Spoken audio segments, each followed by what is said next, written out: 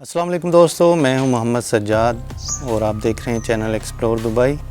आज की वीडियो का जो हमारा टॉपिक है वो दोबारा फिर आज़ाद वीज़े के मतलब ही है, लेकिन इस दफ़ा जो है सऊदी अरबिया और दुबई में जो आज़ाद वीज़ा होता है इनमें से कौन सा अच्छा वीज़ा होता है। अगर आप आज़ाद वीज़ा लेकर जाना चाहते हैं तो आपको किस वीज़े पर जाना चाहिए, तो इसी टॉपिक पर आज मैं बात करने वाला हूं। तो ये वीडियो उन दोस्तों के लिए है जो कि फ़्यूचर में आज़ाद वीज़ा लेकर दुबई या सऊदी अरबिया जाना चाहते हैं, तो इंशाल्लाह उनको इस वीडियो से पूरी इन्फॉर्मेशन मिल जाएगी। तो इस वीडियो को काइंडली आपने आखिर तक देखना है, और जिन दोस्तों ने अभी तक इस चैनल को सब्सक्राइब नहीं किया, फ़र्स्ट टाइम विज़िट कर रहे हैं, काइंडली इस चैनल को सब्सक्राइब कर लें। तो आपको इन दोनों कंट्रीज़ का जो आज़ाद वीज़ा होता है उनमें डिफरेंस बताएंगे। तो इनकी जो कीमत होती है आज़ाद वीज़े की वो क्या हो सकती है, और कुछ जो बेनिफिट्स हो सकते हैं और कुछ नुकसान जो हो सकते हैं वो सारे इस वीडियो में मैं मेंशन करूंगा। तो चलिए इस वीडियो को शुरू करते हैं।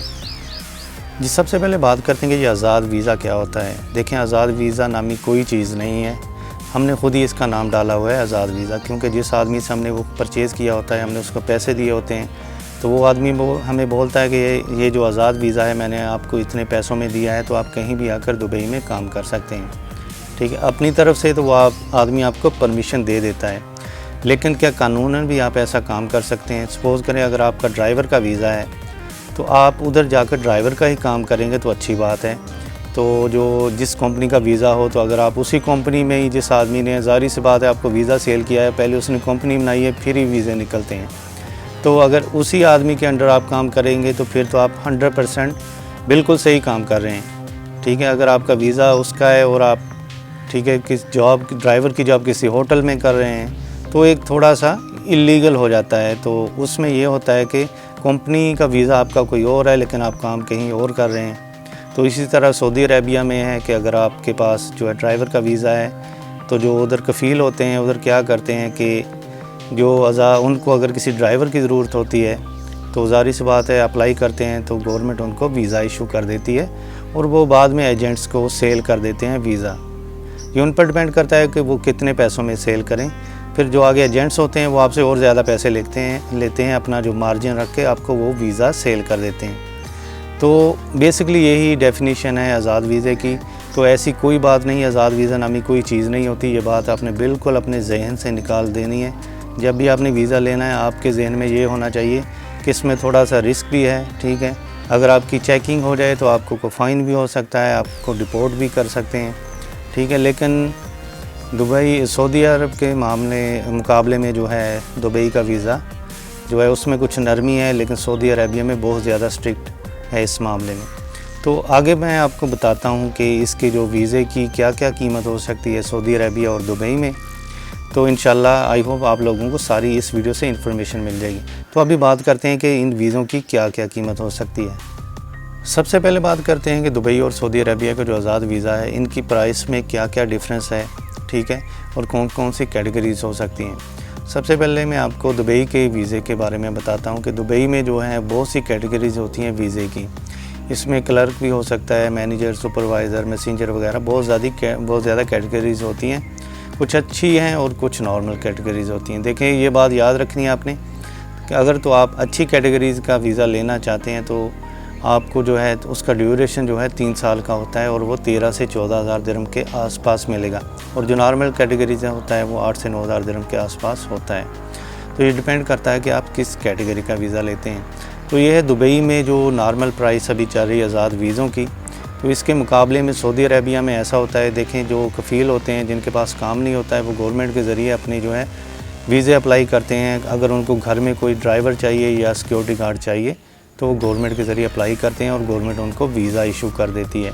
तो फिर वो क्या करते हैं कि वो वीज़ा आगे सेल कर देते हैं। कोई भी एजेंट्स हो सकता है, किसी को भी वो सेल कर देते हैं। जब वो वीज़ा सेल हो जाता है फिर वो हमारे पास पहुंचता है, तो वो हमसे ज़्यादा पैसे लेकर वो हमें वीज़ा दे देता है और बोलता है कि ये आपका आज़ाद वीज़ा है, तो आप कहीं भी जाकर काम कर सकते हैं। सपोज़ करें अगर आपका ड्राइवर का वीज़ा है या सिक्योरिटी गार्ड का वीज़ा है, लेकिन आप कहीं और जाकर बिल्डिंग लाइन का कोई काम करते हैं, तो बेसिकली ऐसा बिल्कुल भी नहीं है, ये कानून के ख़िलाफ़ है। तो हमें तो यही बोला जाता है कि आपका आज़ाद वीज़ा है, लेकिन आप यही समझें कि आप एक किस्म का इलीगल काम कर रहे हैं। आपको फ़ाइन भी हो सकता है 20,000 रियाल से 50,000 रियाल तक, और 6 माह की जेल भी पॉसिबिलिटी हो सकती है।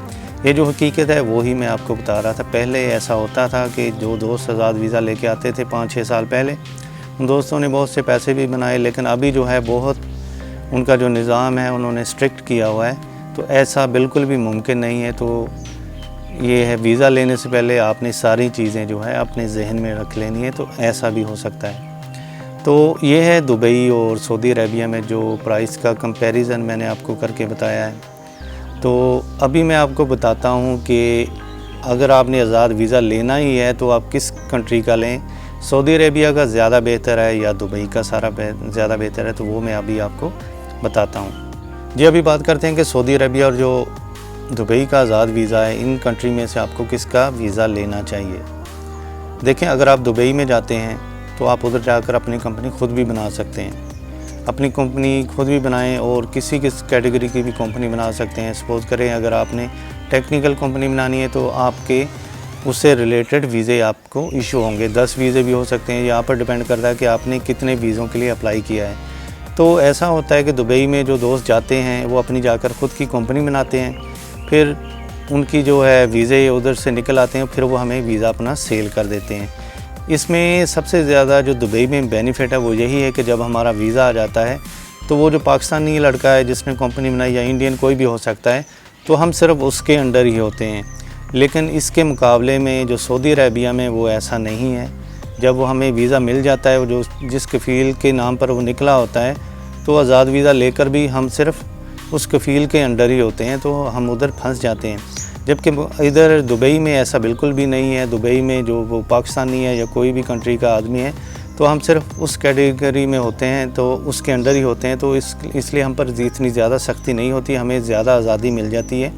हाँ, एक चीज़ की पॉसिबिलिटी है, अगर दुबई के मुकाबले में सऊदी अरेबिया में ज़्यादा काम है, ठीक है, तो ये चीज़ें आपने देखनी है। लेकिन मैं आप लोगों को मशवरा यही दूँगा कि अगर आप दुबई का वीज़ा लेना चाहते हैं, आज़ाद वीज़ा, तो ये बेस्ट है सऊदी अरेबिया के मुकाबले में, क्योंकि इधर आपके पास ज़्यादा अपॉर्चुनिटीज़ हैं, तो और सख्ती भी ज़्यादा नहीं है। और आप जो अंडर जिसका वीज़ा लिया होता है वो भी नॉर्मल शख्स होता है, वो पाकिस्तानी हो सकता है, इंडियन हो सकता है, किसी कंट्री का भी हो सकता है, लेकिन वो अरेबिक नहीं हो सकता।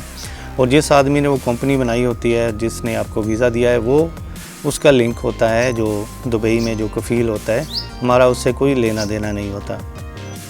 तो ये है डिफरेंस दुबई और सऊदी अरेबिया के मुकाबले में। आई होप आप लोगों को अच्छी तरह समझ आ गई होगी।